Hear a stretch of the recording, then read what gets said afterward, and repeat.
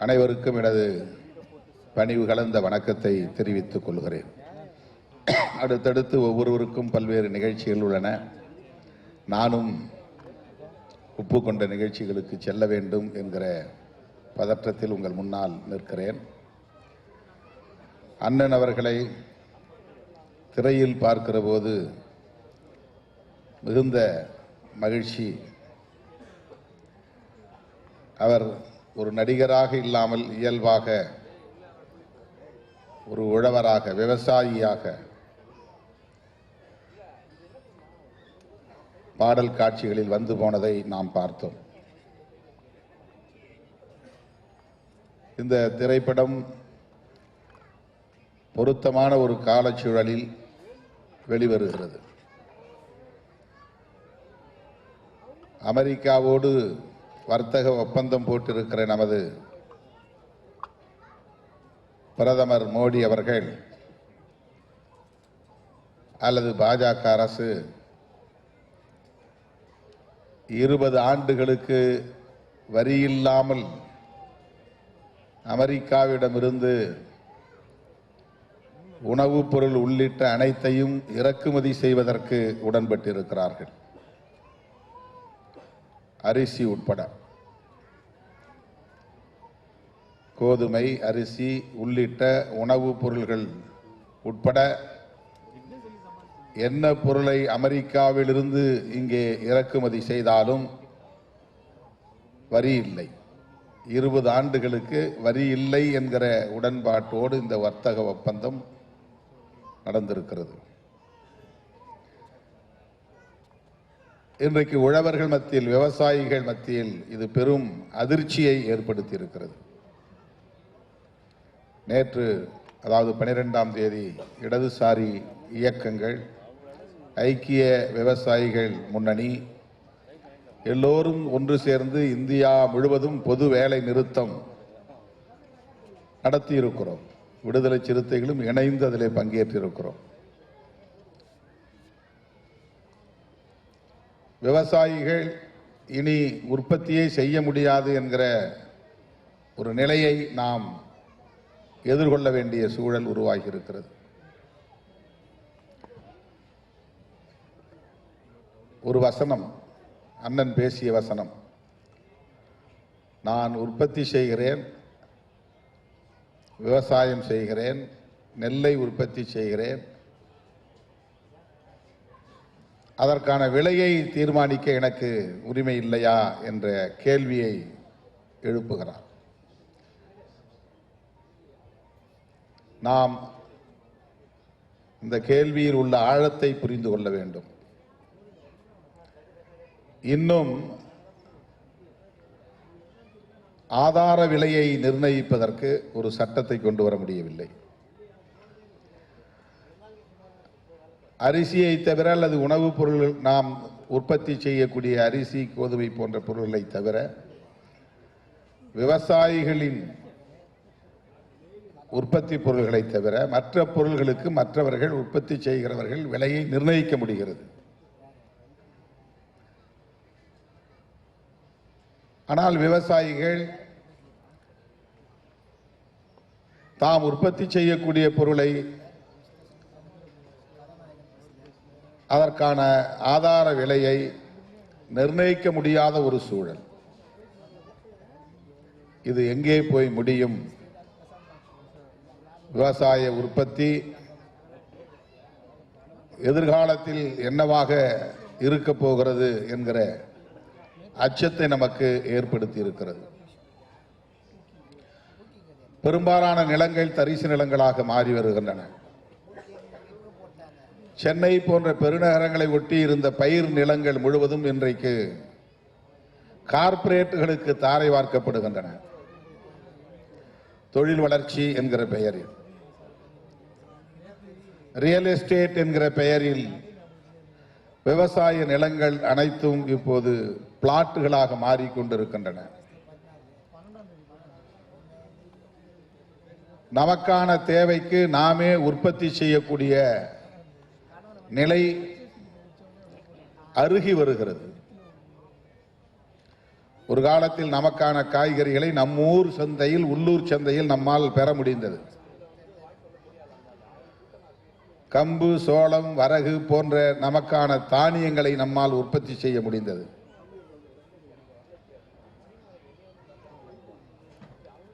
இன்றைக்கு அந்த விவசாயம் இருக்கிறதா என்றால் இல்லை. நம்முடைய வீட்டில் இருக்கிற ஆடு மாடுகள் கழிவுகளை, சாணம், ஆட்டு புழுக்கை போன்றவற்றை சேமித்து வைத்து அவற்றை எருவாக மாற்றி விவசாயத்திற்கு நிலத்தை பண்படுத்துவதற்கு நாம் பயன்படுத்திய காலம் உண்டு. அரசாங்கம் நம்மை இதைத்தான் பயிர் செய்ய வேண்டும் என்று வற்புறுத்திய நிலை அப்போது இல்லை. ஆனால் இப்போது உலக சந்தைக்கான உற்பத்தி செய்ய வேண்டும் என்று விவசாயிகள் நிர்பந்திக்கப்படுகிறார்கள்.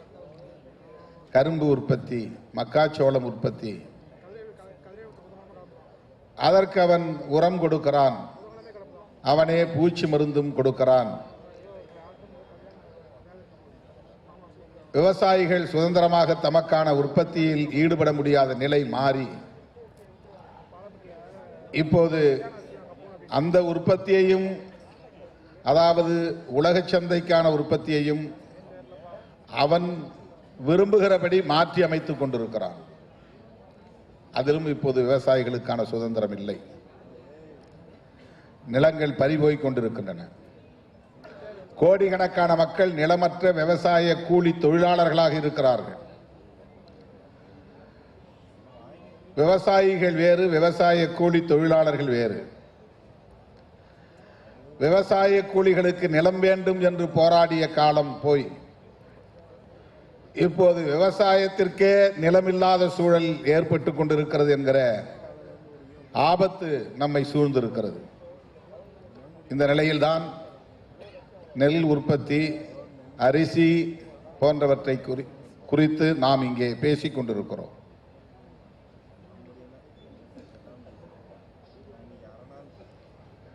விவசாயம் பாழ்பட்டு போனால் எதிர்கால சந்ததியினரின் நிலை கவலைக்குரியதாக மாறும். வேளாண் சட்டங்கள் எந்த அளவுக்கு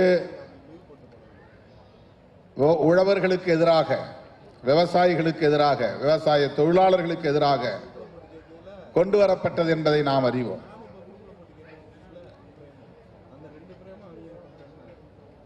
டெல்லியை சுற்றியுள்ள மாநிலங்களை சார்ந்த விவசாய பெருங்குடி மக்கள், குறிப்பாக இடதுசாரி அரசியலால் ஈர்க்க பெற்ற விவசாய இயக்கங்கள் தான் உறுதியாக நின்று போராடின.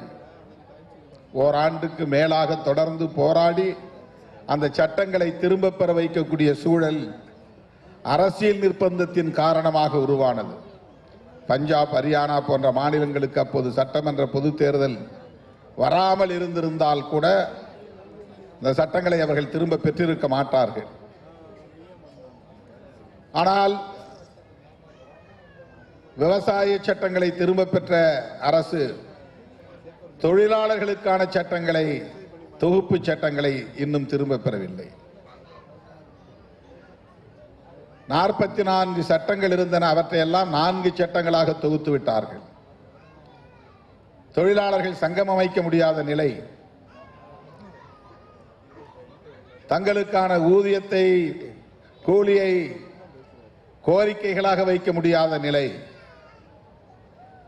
இதுவெல்லாம் எங்கே போய் முடியும் என்று கவலை அதிகரிக்கிறது. இப்படிப்பட்ட ஒரு சூழலில் ஒரு இடதுசாரி இயக்கத்தின் தலைவர் மக்களோடு மக்களாக களத்தில் நின்று போராடி அந்த மக்களுக்காக தம் வாழ்வை ஒப்படைத்துக் கொண்ட ஒரு தலைவர் இன்றைக்கு திரைத்துறையிலே தோன்றியிருக்கிறார். ஒரு நாயகனாக பாத்திரமேற்றிருக்கிறார் என்பது வெறும் திரை கவர்ச்சியான ஒரு அணுகுமுறை அல்ல, திரை கவர்ச்சிக்கான ஒரு அணுகுமுறை அல்ல. அதிலும் ஒரு அரசியல், நமக்கான அரசியல், இடதுசாரி அரசியல் விவாதிக்கப்படுவதற்கான தேவையை உணர்ந்து அவர் அதில் அடியெடுத்து வைத்திருக்கிறார் என்று நான் நம்புகிறேன்.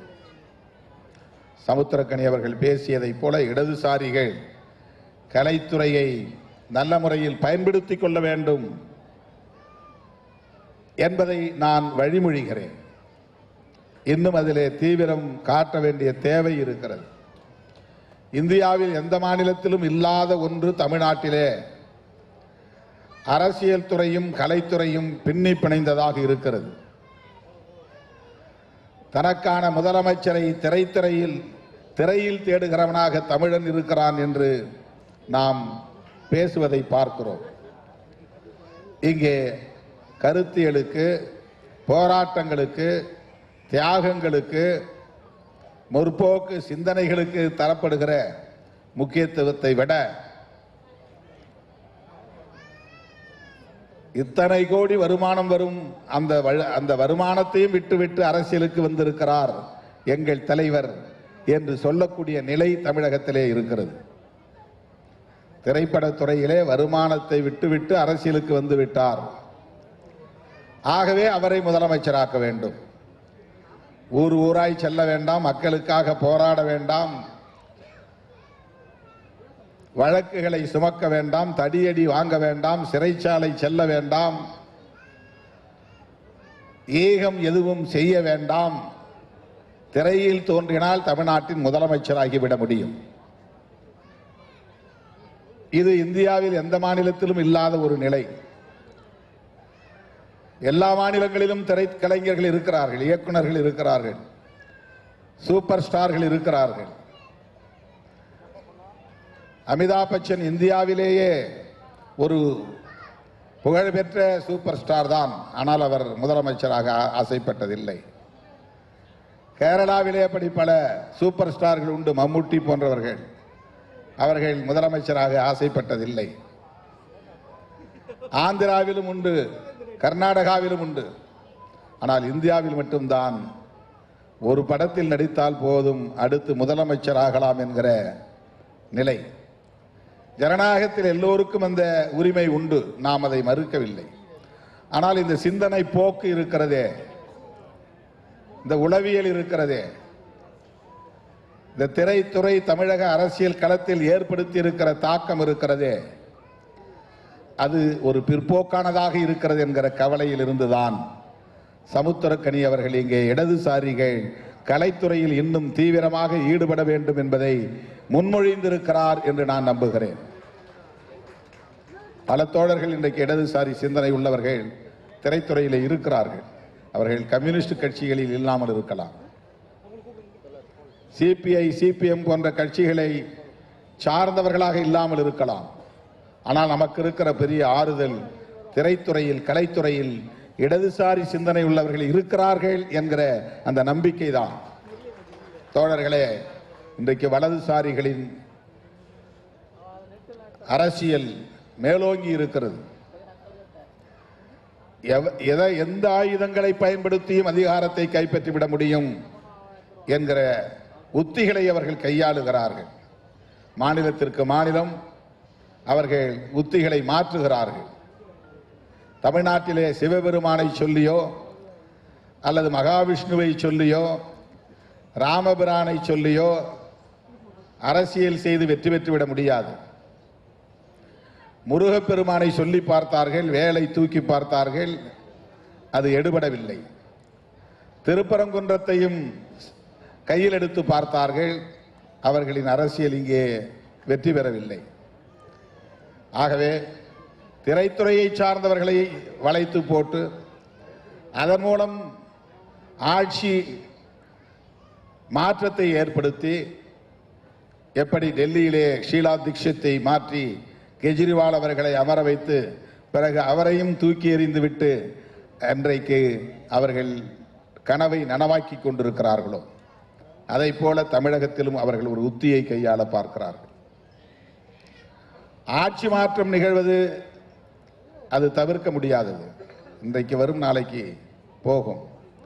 ஆனால் யார், எந்த சிந்தனை உள்ளவர்கள், எத்தகைய சிந்தனை உள்ளவர்கள், என்ன அரசியல் பேசக்கூடியவர்கள், எந்த நிலைப்பாட்டை கையில் எடுக்கிறவர்கள் ஆட்சியில் இருக்க வேண்டும் என்பது குறித்த பார்வை நமக்கு தேவைப்படுகிறது. வலதுசாரிகளின் கை நாளுக்கு நாள் வலுப்பெற்று வருவது ஒட்டுமொத்த தேசத்திற்கே தீங்கு விளைவிப்பதாகும். அமெரிக்க அதிபரோடு போட்டிருக்கிற இந்த ஒப்பந்தம் அதற்கு ஒரு சான்று. விவசாயத்தை பாதுகாக்க வேண்டுமானால், விவசாயிகளை பாதுகாக்க வேண்டுமானால், விவசாய கூலி தொழிலாளர்களை பாதுகாக்க வேண்டுமானால் இந்திய மண்ணில் இடதுசாரி அரசியல் இன்னும் வலுப்பெற வேண்டும். அனைத்து தளங்களிலும் அது விரிவடைய வேண்டும். தமிழ்நாட்டில் அது திராவிடம் என்கிற பெயரில் இயங்குகிறது என்பதால் தான் இடதுசாரிகள் திராவிட கட்சிகளோடு, குறிப்பாக இன்றைக்கு மதசார்பற்ற முற்போக்கு கூட்டணியில் இடம்பெற்று இயங்கி வருவதை நாம் பார்க்கிறோம். பெரியார் அரசியலும் மார்க்சிய அரசியலும் அம்பேத்கரிய அரசியலும் ஒரே நேர்கோட்டில் பயணிக்கக்கூடியவை. முதன்மைப்படுத்துவதிலே முரண்பாடுகள் இருக்கலாம், எந்த அரசியலை முதன்மைப்படுத்துவது என்பதிலே முரண்பாடுகள் இருக்கலாம். ஆனால் இவை அனைத்தும் இடதுசாரி அரசியல்தான். எனவே நாம் அந்த புரிதலோடு திரைத்துறையையும் கையாளுவோம் என்கிற நம்பிக்கையில்தான் அண்ணன் முத்தரசன் அவர்கள் இன்றைக்கு ஒரு நாயகனாக இந்த திரைப்படத்தில் தோன்றியிருக்கிறார் என்று நம்புகிறேன். அவர்